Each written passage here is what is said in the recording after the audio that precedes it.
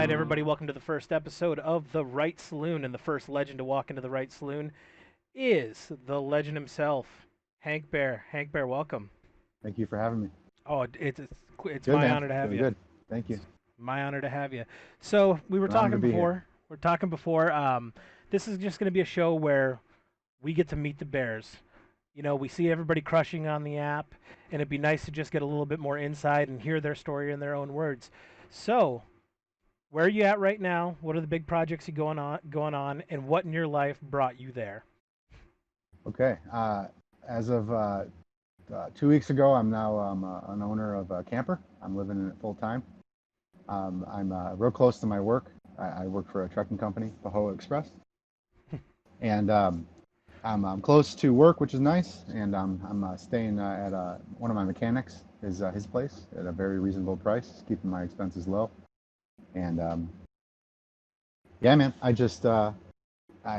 some things changed in my life recently, and I wanted to make some moves for a long time, and I decided to just do it. No better time than now.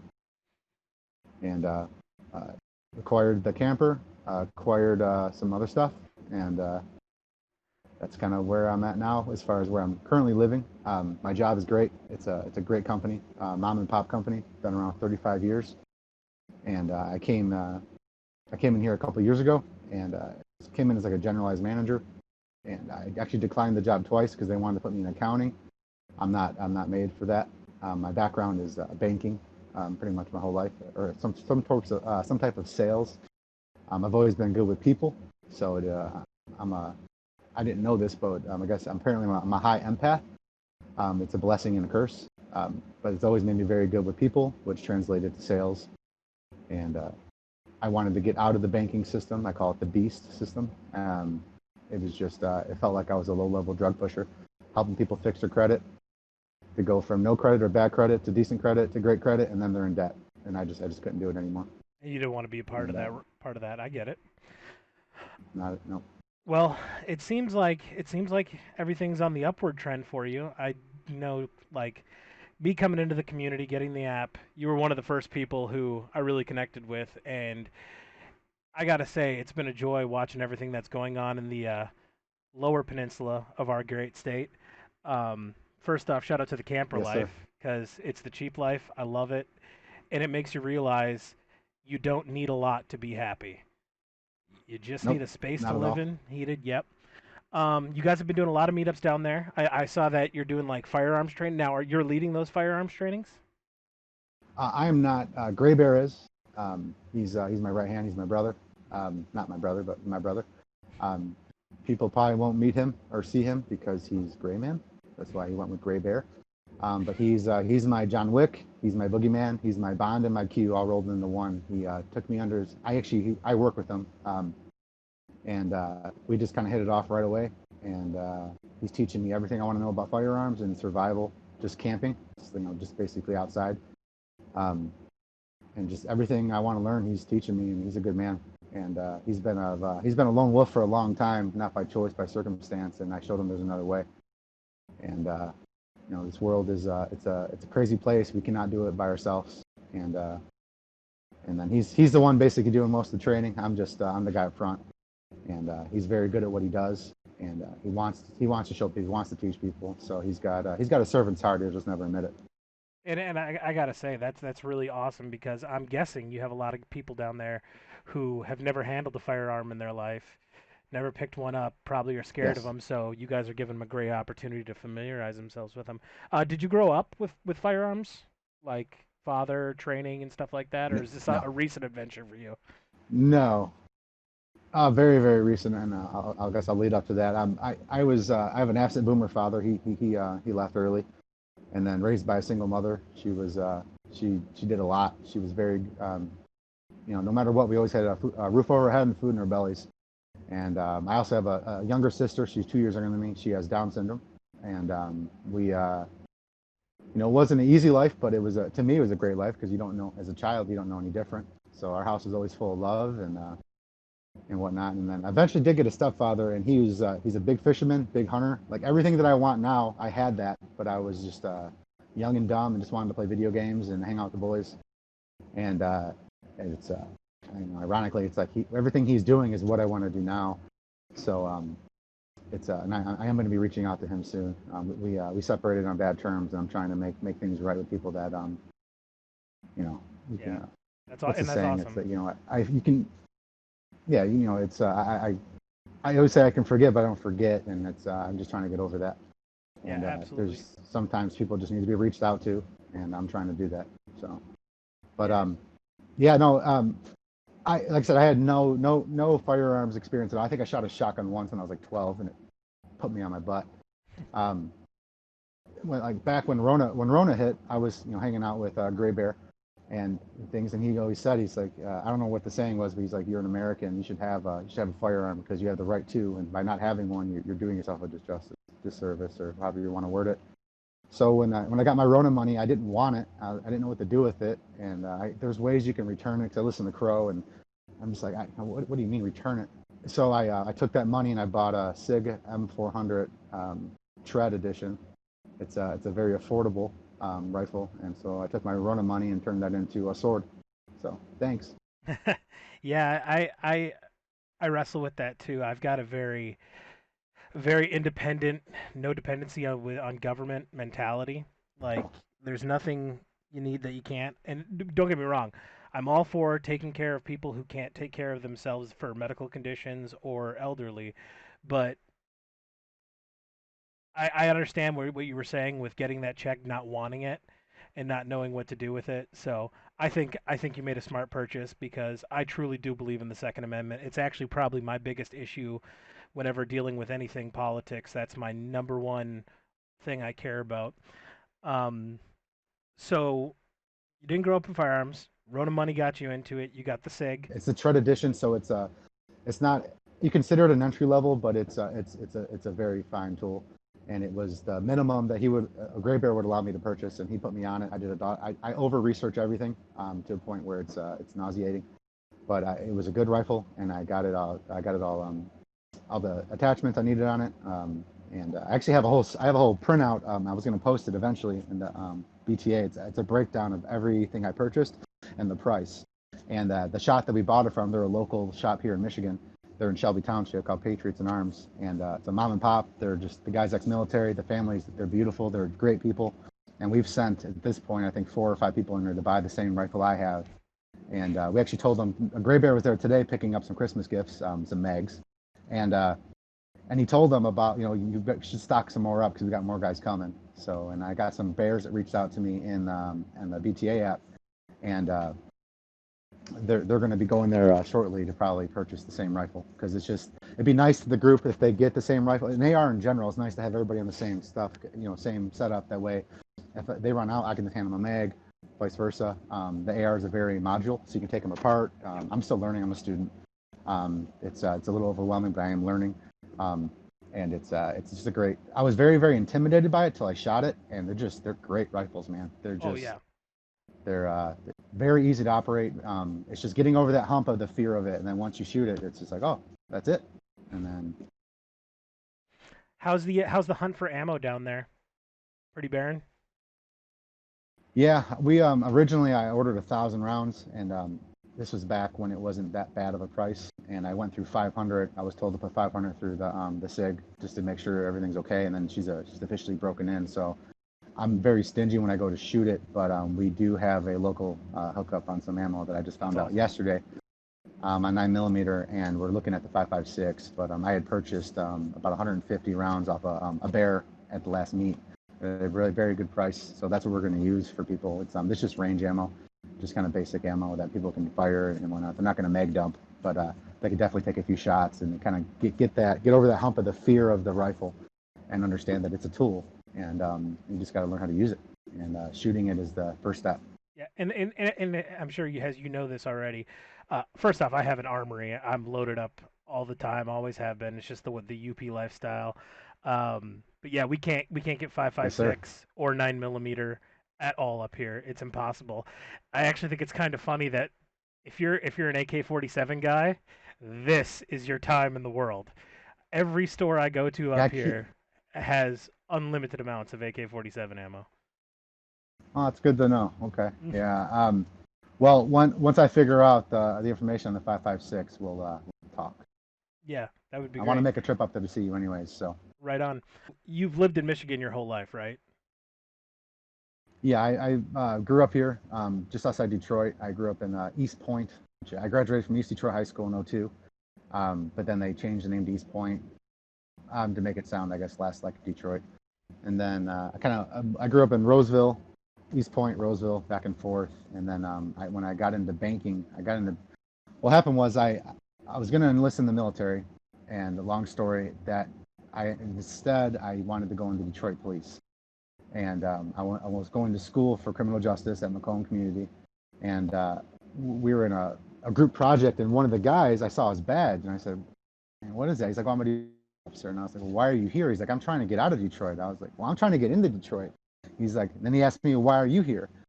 And I said, "What?" And I got up and I went and talked to the professor. She was a retired Detroit detective for 20 years, and she had retired and now she's teaching. And I asked her, and I said, "Do I not need a degree to get into Detroit?" And she's like, "No." And I just walked out of the class. I said, "I'm out."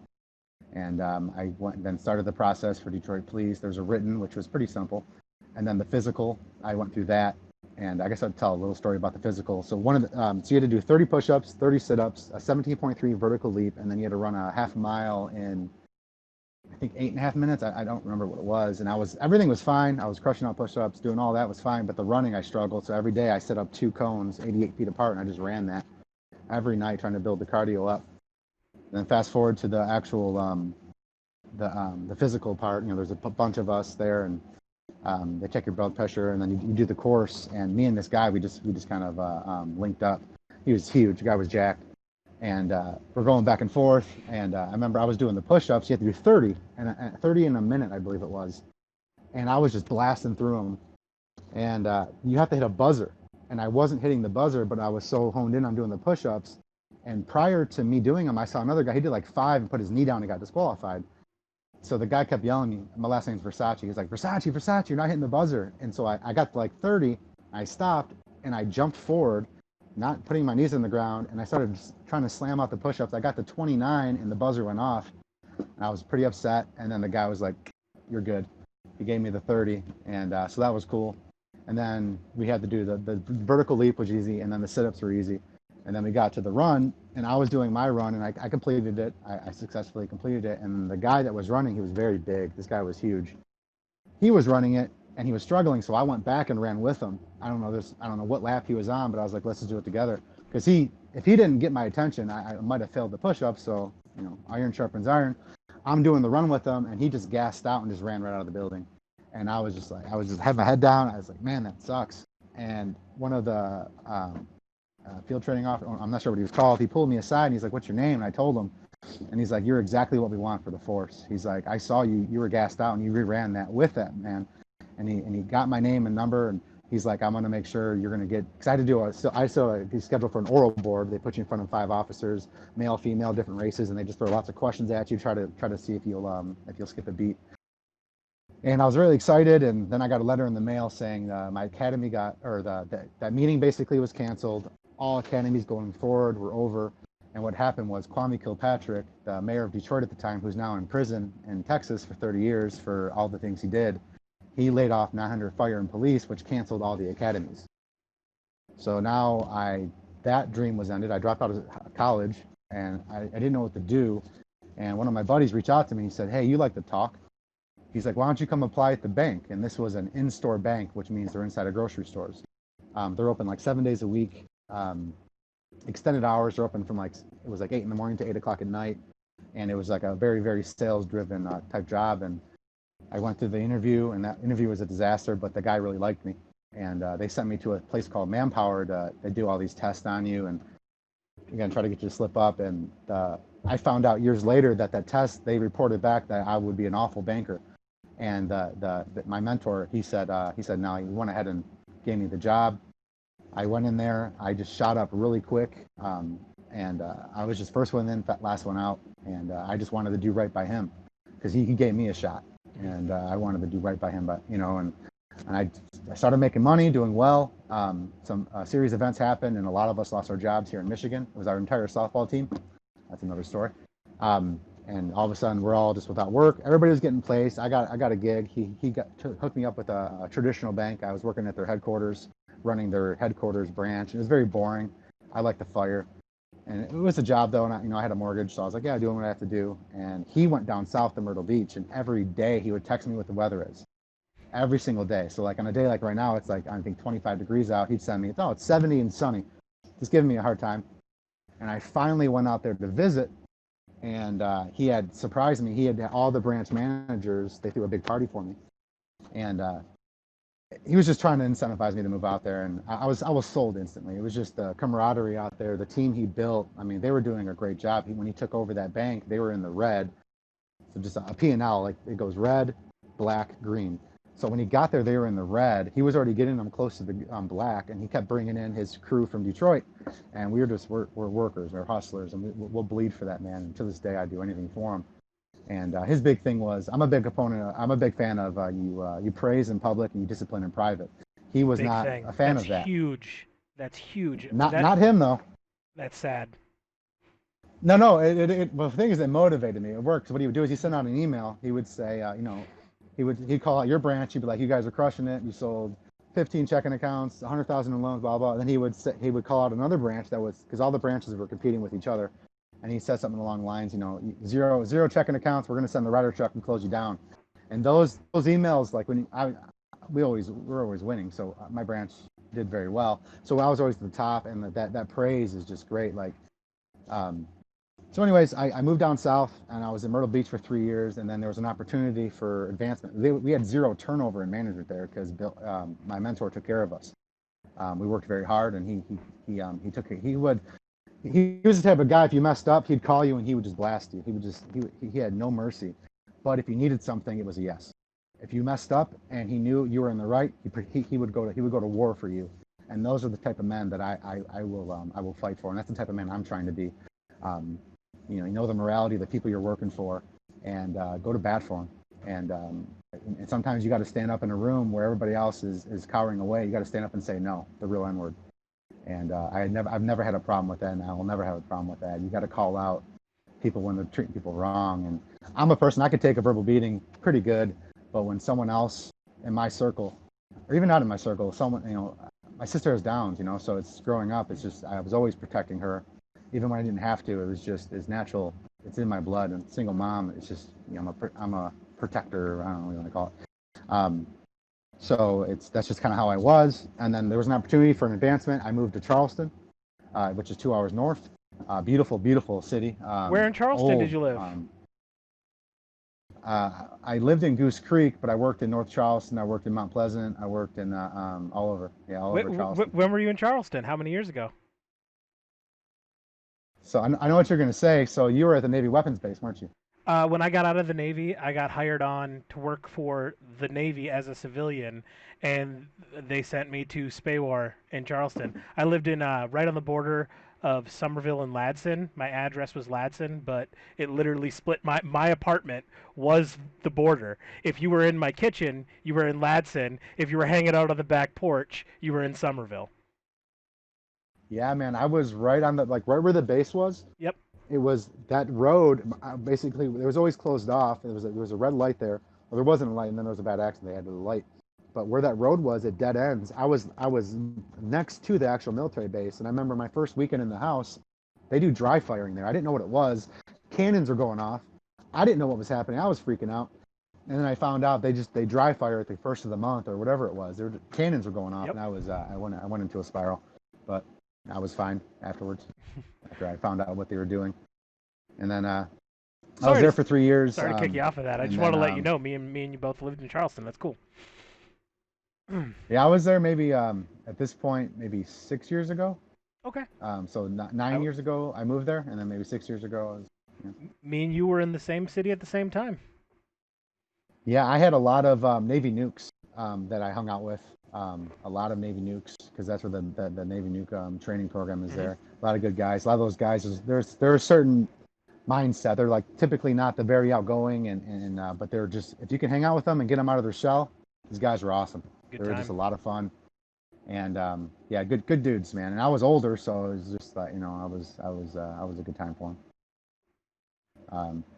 then some things happened in Charleston, and I wanted to come back to Michigan. Came back to Michigan, got a job doing outside sales for a big automotive company out here, and the pay wasn't great, but there was a lot of upward mobility, and the freedom was insane. I've never had this much freedom. I had a company car, golfed literally 2 or 3 days a week with customers. Um, awesome job, and I had an opportunity to go back in banking. My mentor left Charleston, coming back to Michigan for a bank called Huntington, and he brought me on when they took over all the Myers in Michigan because they were in the in-store program there, and Myers basically said, if you want to keep your branches, you have to be in all of them. So I came on right when they did a huge hiring thing. So we went through 1,000 interviews in like 3 weeks, and we hired 250 people, and we staffed all the locations. And then that bank, when I first got there, it's a great bank now. I mean, well, good as a bank can be. Um, when I got in there, you were a person. You had my name. And then when I built my branches, I always built them. Everybody was customer service. Half was sales, half was operations. The sales can go out and do sales, and operations basically picked up the mess, right? Hmm. So it was just a good system. We were crushing it, making money, commissions, everything was good. And then my operations people, their sales were non-existent because they took care of the operations while the salespeople can go sell. And then they made a switch where it was all individual sales goals now. It wasn't the branch goal. And I just started letting good people go because they weren't hitting their individual sales goal. And when we did that big hiring push, the thing was sales get you promoted, operations will get you fired, which means if you want to get promoted, sell, crush, do what you're supposed to do, hit your goals, go over and beyond. But if you make an operational error, you get let go. If you give out too much, if you force balance your drawer or all the things that could happen. And now I'm starting to let people go for not hitting sales goals, and that's what we wasn't what we hired these people on for. And I hired a lot of these people that they saw my face, and we had like a AOL Instant Messenger. It was called Teams. I think it's Skype now. And I gave everybody that I hired, I said, here's my information, reach out to me. So then they would message me and say, I have a question. Well, if I didn't know the answer, I would then go to someone who knew the answer, get the answer, then I would give them the answer. And every time that happened, my knowledge would grow. So then I was growing by helping them. I was building rapport with them. I'm all about building an army, and it's your legacy, right? And every time I can help someone, at one point in time, I'm going to help them. And say I lost my job and now they're somewhere else. Well, hey, what's up? They know I'm awesome. They're going to get me a job. So it's a good system. I'm not a selfless person. I invest in people where there's a return. And when I say that, I mean it's like I'll help you out, but if something ever should happen, take care of me. It's a good system. You know. So I was in banking. It was going great. They did that. I was like, I'm out. They had a mass exodus of a lot of good managers, and I got an opportunity to go to a credit union. And credit unions don't have sales goals, and they really liked me. They offered me more money than I was making, and it was an offer I really couldn't refuse. It was like 6 interviews. It was insane. I had just interview after interview, and they kept scheduling me. And how And there long was a ago is lady there. this? She's not How many years ago is this? um, 2 years, three, four, about 4 years ago, I want to say 4 years. ish. Okay. And so I go into the credit union, and one of the ladies, she's now retired, but they called her 10 minute and then her name because she only gave people 10-minute interviews. Me and her talked for like an hour and a half, and she just enjoyed me, and I was enjoying her. And um, I got offered the job, good money, went into the in-store program, was doing great, and some things happened. I won't go into the details of it, and it was they did me wrong. And like I said, it's I forgive but I don't forget, and it was working on me. And I found a job in North Carolina. It was basically a contracted job. I told her I'd give her a year. It was property management. It was through a friend of a friend, and I went out there, and I made really good money. My goal was to pay off debt. I was just crushing down my debt. I mean, she paid me $100 a unit to clean, and these units were already clean. They were just full of dust because they're new construction. Mm, So I'd bring in a crew, pay them very well. We'd knock it out over a weekend, and I was going home with $2,000. that's awesome. And I was just throwing that towards debt, just trying to smash down debt. And I ended up coming back to Michigan. This was now 2.5 years ago, and I was looking for a job. I did not want to go back into sales. I did not want to go back into the banking world. And my mom, she's a barber here locally in Detroit, and she's been cutting this guy's hair for like 20 years, the owner of this trucking company. And he's seen me grow up over the years on pictures. And she's like, no, he's knew I was in banking, knew I was in finance, this and that. And she's like, well, have him give me a call. They offered me a job. They said to come on out. I rented a car, had a dog, drove 12 hours straight, got here, did the interview. They offered me the job. I declined it because they wanted to put me again, like I said earlier, they wanted to put me in accounting. I said I can't do it, man. I'm when things are slow, I can't do it. I like the go go go go go. And so I declined it. They reached back out to me, offered me more money. I still declined it. And then he asked me, he said, the owner, the GM is who was interviewing me. Then the owner said, come on out. I want to meet you. So I rented another car, drove back out, did the interview, and he said, listen, just come on board. We'll figure it out. I said, okay. They threw a little bit more money at me. And I took the job and I did accounting for like 3 weeks. Then they put me in dispatch for about 8 months. And then I went over to safety and safety HR, which is ironic because I'm a HR nightmare. And and then the director, she ended up leaving the company, and then they gave it to me. And again, I didn't want it, but the owner said just do it. I said okay, and that's where I am today. That's awesome. That's awesome. So now, how being as you're a trucking company, has the Rona affected you guys at all as far as production, None. work? Nope. So you've been unaffected pretty much this whole time?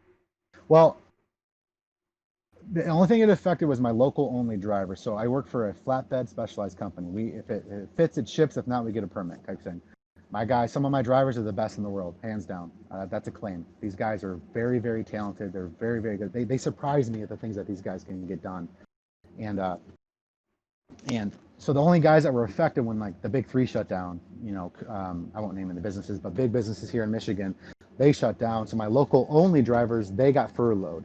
Um, and But the owner didn't lay anybody off. Everybody kept their jobs. He took that on the chin. He's a good man. He's a very, very good man. And he just kind of took it on the chin. So now when I hire drivers, I do not hire local, even though I have local work.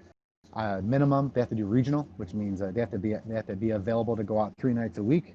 And then over the road, obviously that's where the guys make the money. I have drivers making over 100K, and we're very unique because we pay hourly, which is very, very unique in this world. So my over the road drivers, they get paid hourly. So if they start their day in the morning at 8 and they work their full 14 or full 11, they're paid for all hours. So if my drivers are stuck at a shipper, they're stuck in traffic, they're paid.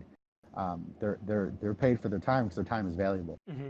And we get our drivers home when they want to be home. We don't mess around with that stuff. We're not perfect by any means. We've grown a lot since I've been there. I mean, 5 6 years ago it was a house and a dirt lot. Now we have two large facilities. We have a south lot right down the street by us. We just bought a bunch of houses and we tore them down. That's going to be a bigger lot. It's we're growing, man. We're doing very well. It's low and slow. That's how the owner does it, and he doesn't make mistakes. He sleeps on everything. Whenever you ask him, I'll sleep on it, and then the next day you'll get your answer. Yeah, he's the guy with the But skin in the he's a game. smart man. Yeah, he at this point he's kind of letting the GM and his son kind of run the business, and they're doing well. They just he brought me in for reasons I still don't know, and I'm not a yes man. If you're doing something wrong, I'll tell you. I don't care if you're the maintenance guy or the owner of the company. If I just because I want to be surrounded by no men. I want to be surrounded by people that are going to tell me I'm wrong. Because how else am I going to grow? If I'm in an echo chamber of yes, yes, yes, it means nothing. And I'm that guy. I got in when I was in dispatch. I got into many arguments with people there, where I had like meltdowns, and every time I thought I was resigning, but I stood by and I did it. Because what they were doing was wrong. And every time I would do the walk of shame to the office to kind of like, am I getting let go? And they always stop me and said, no, you're doing what we hired you to do. And after like the fifth time, I was like, okay. So I've always been a very honest, direct person, but here at this company now, I am so direct with obviously some filter, not much. But I'm not a liar. I BS. I have sarcasm, which I'm trying to remedy. I'm trying to get better. We're not making my nose mean no, yes mean yes. It's very hard for me. But I don't lie, and I wear it like a shield of armor. People cannot back me into a corner, and I use people's words against them. I have a very fast hard drive, but it's very tiny, so it's A lot of it's RAM then, huh? it's a lot of RAM. Yeah, yeah, fast, 32 gig. So I can't retain a lot, but I remember when people say things, and I use it against them. If they say they're going to do something, I'm fully expecting them to do it, because if I say I'm going to do something, it's done. Absolutely. I couldn't agree with you more. And what's great is just something you touched upon there. And I mean, I see this in my life. When you don't lie, then not nobody's able to back you into a corner thing. My job I have Yes, right now, I yes, mean, me and you have talked offline about what I do for a living, and I love the work I do. I don't like the organization. I'll leave it at that of which I work for. yeah, But what's nice is you were obviously an asset to your company, and they recognize that to where you can be frank and you can say, "Hey, this, and this is not what it's supposed to be. This is what we need to change," and you can be upfront. And when you're that good of a worker, it takes a good boss to recognize, okay, this guy's a pain in my side right now, but I know he's actually making good moves for the mission that we have right now. And just from the short time I've yes. known you, Hank, man, I can tell that you are a leader. You're not a boss, you're a leader. You are not going to tell anybody to do something that you're not willing to do, and you will show anybody to learn it. Am I right on that? Absolutely. I'm a big proponent of giving people enough rope to hang themselves. They have to fall down and skin their knees to get back up. If I'm over your shoulder telling you what to do, you're learning nothing. So I'll show you once, I'll show you twice, and then I walk away and Mm-hmm. make mistakes. There's nothing people can do at my work that's well, there's some things they can do, but there's nothing they can do that I can't fix. Mm-hmm. And yeah, so That's awesome. So, I mean, sounds like you're in a good spot now. What is your short-term goals for the future? Where do you see Hank in the next year? uh I need to learn some stuff, man. My skill sets are people, which is a good skill set. I'm Mm-hmm. learning that it's working out very well in this app. I'm just being me, and I love this app. How it's naturally filtering out my potty mouth. It's naturally filtering out my spiraling, my memes, this and that. And I had a rough start at the beginning of this. I kept posting a meme from a recent get together. I kept getting deleted, and I was like, oh, that's weird. And I reposted it, deleted, reposted it, and like the third or fourth time, I put this keeps getting removed. I'm not sure why. If it gets deleted again, I'm just done. And then some legend stepped up and pointed out what it was, and I just deleted it. And then I reposted it in a different way, and that got a lot of hits. And it was just a different angle. Basically, don't point out the outside world. No one needs to see that. We're not trying to convince anyone here. This is a place of love. It's Logos. It's family. And that was a growing moment for me. And the guy that did it, forget his man. I forget his name. Um, I connected with him, but he didn't connect back. And so I found a post he was on. I just wrote thank you, and he came back and he was like, "Man, no worries." And he's like, "It's just whatever our conversation was. Again, little hard drive, it's gone. But I remember the deed he did. Like, he told me I was wrong. He was a man stepped up and told me I was wrong, and I need that. I need to be surrounded by that. And just talking to him, he's a truck driver, and he might he's finishing out what he's doing. He wants to do teams. We don't really do that, but for a bear, let's go. We'll figure it out. And we pay our over the road drivers very well. So our last message was, I said, I got a spot for you, and he said, are you sure? I said, my word's gold. And when that guy calls me, I will get a truck for him. We'll find a seat for that man, That's because awesome. he was a part of my story. He helped me grow, and I'll never forget that. Now, talking about growth, and I know you mentioned logos and that. Spiritually, where are you at these days? I'm I've always believed in God. I didn't understand it. Owen's a few episodes. I don't know the name of it, but it really helped me. It's blame the tribe, not the religion. And not to go into detail, but like Owen, I experienced a similar youth, and it put me on a path of just. Again, maybe that's why I'm a protector, or why I have zero tolerance for a certain group of people. Not the hats. It's the sickos. Um, and Absolutely, yeah, I know what you mean. it's just zero tolerance, none. None. Like Absolutely zero. give them an inch, they take a mile, man. And so I struggle with religion because of that. When I was working in the South, because we were open on Sundays, I work Sundays typically, and the heads of the church would come in, and I've always been trying to learn, but no one could ever explain it to me that it made sense, never. And I sat down with Jehovah Witness,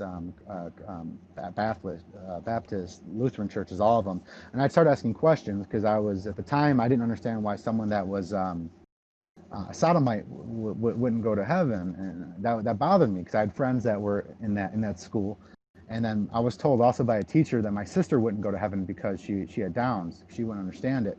So that made me angry at the church and religion. So I kept asking these people to sit down. Let's go and sit down for a beer or a coffee. And ironically, the only one that answered all my questions was a Jehovah Witness. They pulled out a book. He had an answer to all my questions, which I thought was hilarious. And but still, it didn't stick. I didn't understand it. And then I found Owen, Yeah. and he he he explained it in a way that made sense to me. And I would say that I prayed for the first time 3 weeks ago, first time in my life, and I didn't know what to do. And I will give a shout out to my boy Camera Bear. And I was asking him. This is a private chat, and I said, how do I do it? And he sent me a verse, and he goes, it's almost like the Bible is an instruction manual.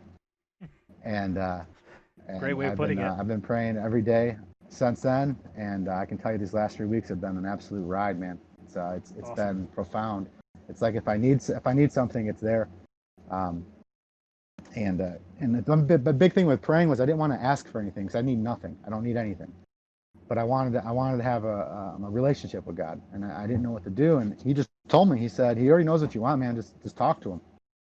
And I read the instructions, and it told you you had to go into a closet. And sure enough, I went into my closet. I took everything out. I got in the closet, got down and prayed my first time, and I found out you don't have to do that. You can just talk to him. And I've been doing that as much as I can, and it's been beautiful. That's awesome. I can relate to you so much because huge into religion, organized religion, that is. When I was a kid, grew up with it. I was big into it.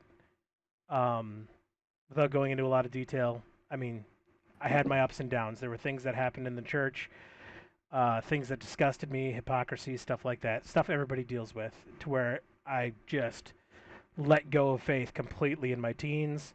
I had a rough late teen years. I was so good all the way up into the age of 15, and then spiraled out a little bit. And when shortly before I joined the military, I adopted the beginning of how my relationship with God, not as it is now, but starting that path of where it is now, of just dropping to my knees and apologizing, for to the times I say, "What are you doing, God? You don't even exist," stuff like that. And my whole military career, whenever somebody asked me about religion, it was, "Hey, Paul, we never know. Are you religious?" I always say, "I have a great personal relationship with my Creator. I just don't practice that in the confines of an organized religion." And that's where I've Yeah, been man. majority of my adult life. And one of the things I love about this community is it seems there's a lot of people like me, and it's the first time where in a religion where everybody has the belief of the Creator, their God, what He did, you know what I mean, and but they still struggle with it, and that's very human. And I think that's one of the most uplifting things to see here is people have great hearts. Depending, and it everybody takes you no matter where you're at in your journey with God. But I don't know. It's an awesome community when it comes to religion, and it's very similar to you. I got back into reading my Bible in the last 2 months since I've come back to Owen. We talked about this prior to recording, but it's definitely been uplifting for me. I've been praying more. I've prayed solidly throughout the years, but like praying more. And like you said, I am so happy in my life. There is nothing I need. I genuinely find myself praying for others. For like Yeah, man. when I see somebody on the app who, my wife's going through this issue, please send your thoughts and prayers to her. Genuinely do. Stop right then and there. Take the few seconds and get it out of the way. So that's one thing I appreciate. Since me and you started talking, I've really seen that inspiration in you in the faith, and it really shines through. And I think it's one of the things that attracts a lot of people to you. And don't ever lose that. Stay strong, brother. That's all I'm going to say there. Yeah, yeah, yeah, yeah. All right. Um, Go ahead. so I'm like squirrel, and I forget what I'm doing. You asked what my plans are for a year. Yeah. So like literally my plan, and this is I put it to paper so it's real, and I want, and like I said, I'm. So the idea is I've been in relationships, and they failed, and I'm not a victim. I believe I wasn't strong enough for her, for them, and I but basically my goal, like one of the reasons why I got this camper is I'm putting myself out there, and I've only got one family that reached out, and I've been helping Serenity Valley Farms. We're about to finish up the barn because we're doing a All Michigan Bears. Reach out to Serenity Valley Farms 2019 on Instagram, and or you can reach out to me and I can put you through to Lincoln, which is Western Ranger Bear, and then his wife is Birth Alchemy Bear. Two crushers, beautiful, beautiful people. They open up their home to us, and it's been amazing. That was my first bear meet was on the 5th. If you look on my beat, I don't know, it's on my channel. I posted it was like a 47-second video. Man, it was just it blew me away. It was I was speechless most, and it's not very easy to get me speechless. Man, it's just the warmth, the love in that house, and children running around. The women were knitting. Like what? Just all the guys wearing work boots, beards. It was I was home, man. It's a beautiful experience. And that was my first bear experience, so it's like the bar set high. We have to step it up from there.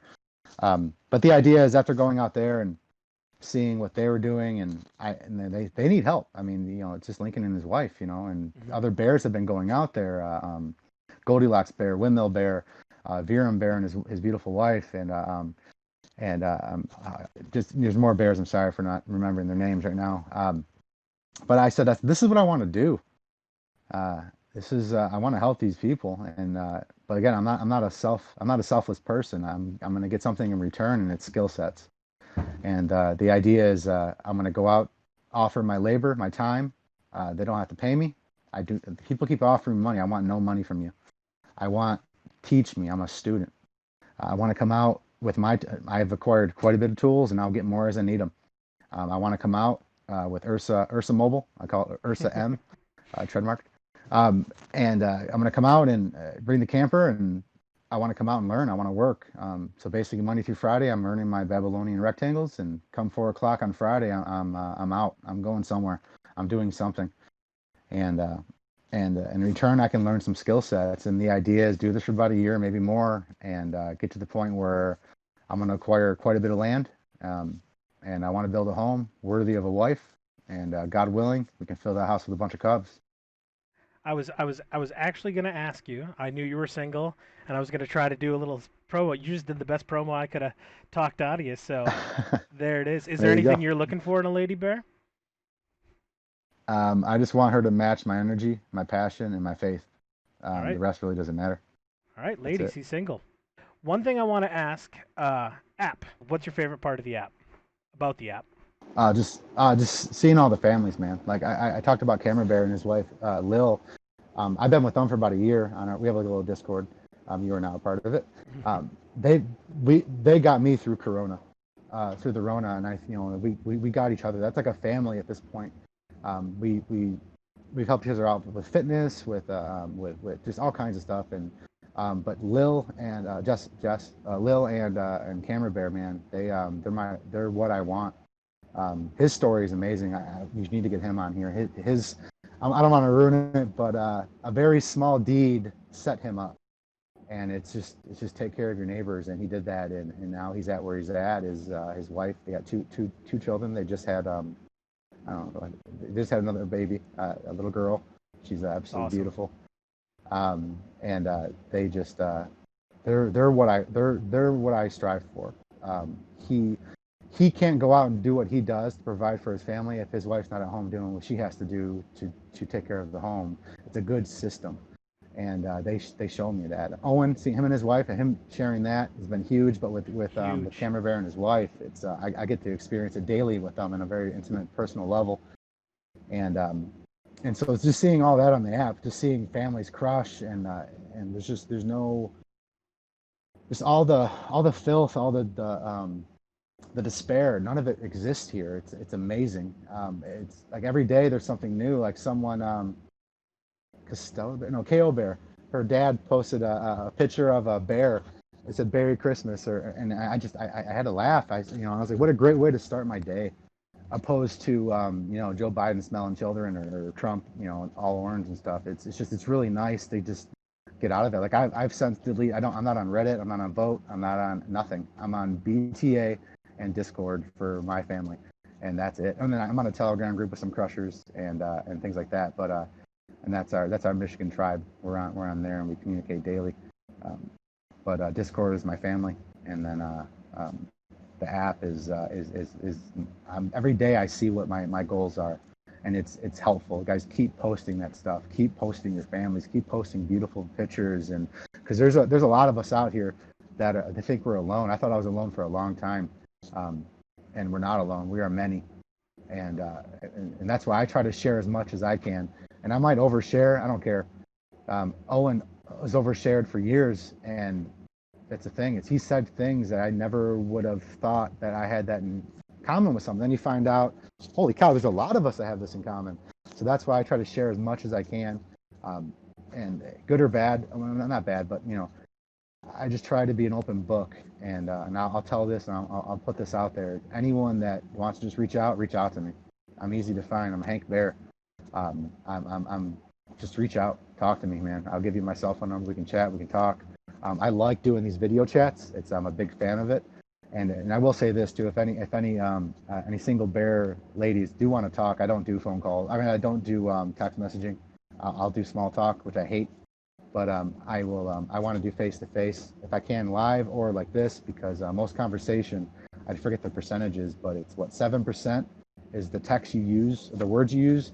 The rest of it's body language and tone. It's very important. You can get a lot of misconceptions and just from text. You can read a text 1,000 different ways, but right now you can see exactly where I'm coming from. You can see my body language, my tone of my voice. It's very, very important. So anyone that does want to chat, let's get on a voice chat and talk. Yep. And I totally agree with you. You get so much context is lost through nothing but text chats where you can see that passion face to face. You know what the person's thinking, how they're saying it, the inflection of what they're saying. That's all a huge thing. Yes, Favorite very important. community. When you open up Bertaria app, what's the first community feed that you want to start going through and looking through, or do you just go through the main community one? I just turn it on and just start looking at stuff and Yeah. laughing, and I love the belly laugh. I get them quite often, and and like I said, I try to give love to every post I see. If I'm looking at it, there's a thumbs up. It's just, and I think it was maybe Busy Bear put it out there. It's like, not everybody's Owen. Not everybody can crush constantly. Some people are just putting something out there. That thumbs up can go a long way, and it's like a warm little hug. And I'm trying to give out as many hugs as possible, and I try to post on as much as I can. And it's not just great, hi. I'm trying to be personable as much as I can in the small period of time that I have to share on the app, and it goes a long way. Yeah, Just reach out to people, man. absolutely. It's been 4 years and 1 month sobriety from social media. Bertaria is the first social media I got in 4 years, and the main reason Wow, I man. the main reason I left social media is because I hated the negativity.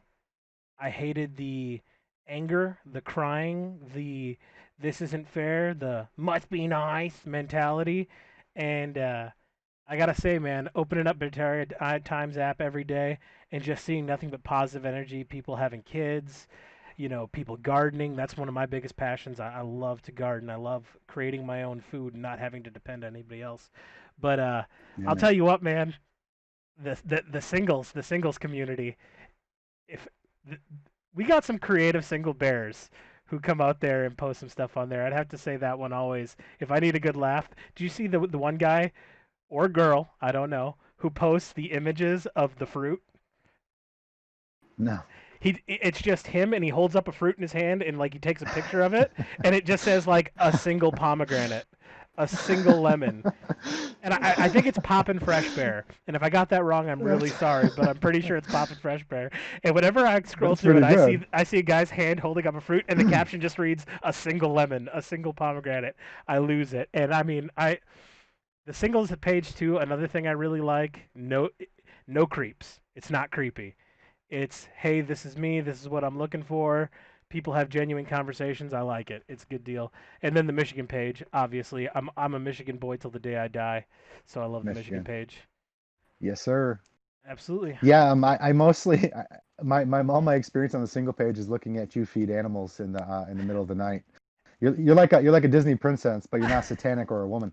I'll tell you what. If my legacy in Bertaria is being the deer guy, I will walk away really Yeah. proud being the deer guy, man. Because I'll tell you what. I live by So myself, 30 miles in the I middle of don't I nowhere. Those are my kids. yeah, man. And so they just walk right up to you. That's like Yes. Um, Whenever I open the door or like a loud noise comes out, they'll jump, they'll scare me around. But once they see it's me, it's like, oh, it's Dad. We're cool. There's one. Um, let's rewind to the summer. So Corona hit. Corona hits. I'm living with a girlfriend at the time. We broke up right at the beginning of Corona. Once we were around each other 24/7, we knew we weren't right for each other. It wasn't a nasty breakup. It was okay. We need to go our separate ways, which was Sure. it worked out for the best. Everything's a blessing, right? So I started gardening here at my property. I've owned this property for years, and it got me back to my property. So that's one thing I was really thankful about this year. And I planted the garden, put the fence up, 5 foot fence. Deer never jumped it. Every day I would go out, I would notice there was this one doe in the tree line watching me. And every day I'd go out, and she'd get closer and closer. Finally, she'd come out of the tree line, and she started walking up. And she just walked right up to the fence. And then like I would start talking to her. You know what I mean? Like Tom Hanks in Castaway with Wilson. And I started throwing her tomatoes and that, and then finally she would just come right up and eat tomatoes out of my hand. And she's the first one who I just started feeding every day, and slowly but surely it's been building. And I was like, wow, this is a big doe. Well, she was pregnant, she had babies, she brings her kids every Oh day, wow. and then slowly but surely we've been amassing the deer army. But she's the only one I named. I named her Babs. She's the first one when I open the door in the morning when I wake up Babs. at 5:30, and when I go to feed them at night, she's sitting there waiting for me. And there'll be times where I normally feed them 3:45 every day, but there's times where life happens and it's 4 o'clock, 4:15, and I walk out there and she is just staring me down like, "You are late and we are hungry."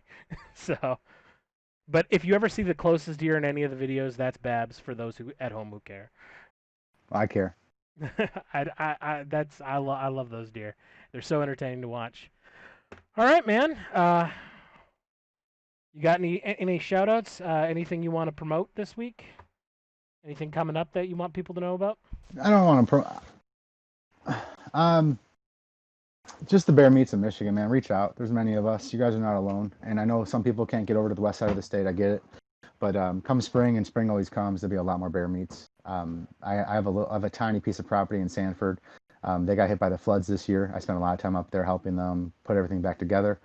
Um, and it's my land wasn't affected. The water never made it to it. So we're talking about. I want to turn the back half of it into a private bear campground. We're looking at putting up two 30 by 30 yurts and then maybe two open campgrounds, or maybe we're not sure. It's in the beginning works. Um, and right across the street, there's a boat slip that I'm 1/16th owner of, so no one can grow on it, no one can build on it, so it's ours. So when the lake comes back, we're going to have many get-togethers up there, and we're working on building some sort of outhouse type thing because that's the only thing we don't have is access to a bathroom outside of my camper, and I don't know if I want 35 bears using my camper. Um, and then and just again because like I'm like squirrel. I forgot what I was saying, but and then maybe I covered this. I already forgot. I do want to say, people, if you're in Michigan and you have a homestead and you have work that needs to be done, reach out to me. I want to work. I want to be sweaty at the end of the day. I want to feel like I truly like helping people. I'm a I'm I don't it's weird saying this. Like I want to help people. I want to learn, and even if it's going out moving mud, that's a good weekend for me. And I'm not alone. There's a lot of bears in this Michigan community they'll come with me. If you plan it, we will come. I can sleep 10 guys in here. I got a bunkhouse in the back with 4 beds. I could have went small. I could have got a 22 footer. That's what I was looking at. I could live in a 5 by 5 box, but I got a forward base here, and I can sleep easily 10 guys if you stack them on the ground about 15. You don't have to feed us. You don't have to pay us. We will come out and work, even if it's just me, but it won't be just me. There's a lot of guys out here in Michigan that I'm already talking to that want to come help. And hopefully after this, there'll be 30, 40 more. And it's all about building a tribe. 10 bears, 10 miles is awesome, but how about 1,000 bears, 1,000 miles? Um, it's just onward, grow, grow, Awesome. build, train, crush.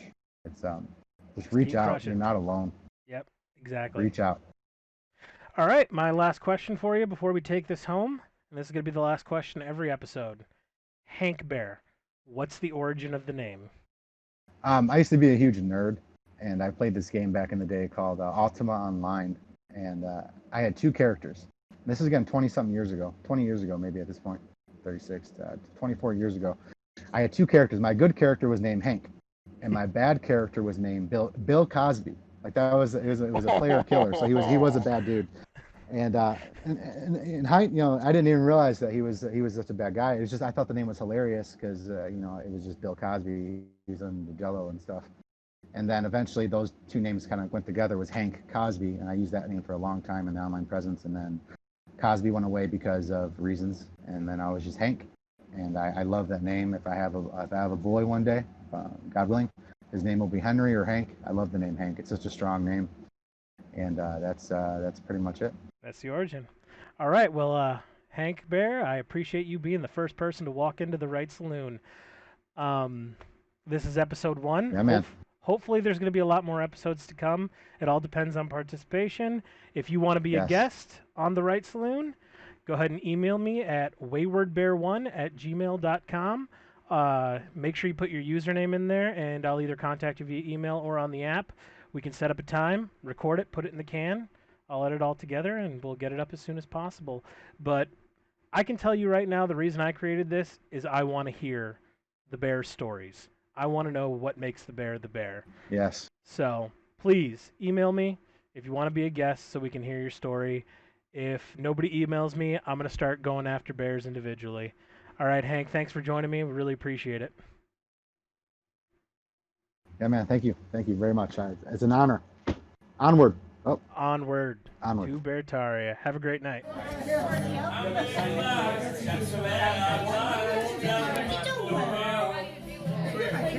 Yeah, I'll come back someday. Oh, but I'll be alright as long as there's life in the afternoon. If you lose, you want no place. There's always room here for those. Watch your broken dreams dancing out on the beams of the neon moon. Watch your broken dreams dancing out of the beams of the neon moon.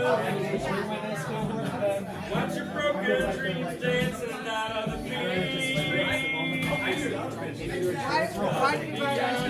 the beams.